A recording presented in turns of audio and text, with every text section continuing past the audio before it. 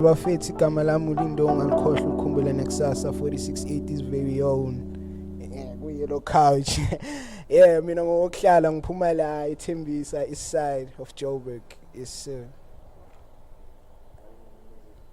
umculo ngiqale 2017.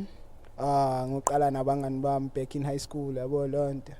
Yeah, so I decided nje cause it felt like it was the coolest thing at the time. Bese ngayithatha serious yabo lonto kodwa ke makhamba isikhathi I was the only one left owenza umculo in the group yabo lonto. Yeah. Showcase. Genre ngiyenzayo. Maningi I'm versatile yabo. Yeah, namhlanje ngishaya piano kusasa ngishaya hip hop kodwa the main genre I hip hop yabo lonto and R&B sure.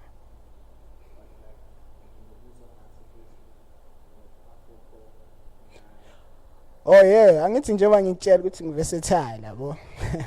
Yeah, Afro pop nayo khona kodwa yami genre ngithanda ukuyibiza ngeKwaito trap soul yabo lonto.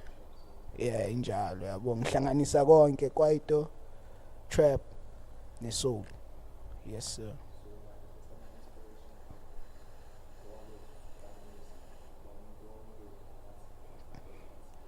Ngikhumbula mfana phuma music video Son of the God nyaka KO yabo lonto. Yeah, emayiphuma mfana I was like no way. Ngifuna ukuba ile nkosi. Into engangizitshela yona 2014 around that time. Yabo for a longest time cabanga from 2014 up until 2017 ngizama ukuziconvince ukuthi nami ngiqala umculo yabo lonto. Yeah, Showcase. Obvious ngabala abo Java MT ATM yabo cause yiyo vele evula indlela for le genre senzayo ithana. Yeah, injalo it's Showcase even the sound akekho umuntu bakashaya le sound ngalendlela bebeshaya ngayo ngalesa sikhathi yabo lonto. Even bona abokhiwa abantu bebeshaya hip hop wasn't into like trap like that. Yeah, for sure.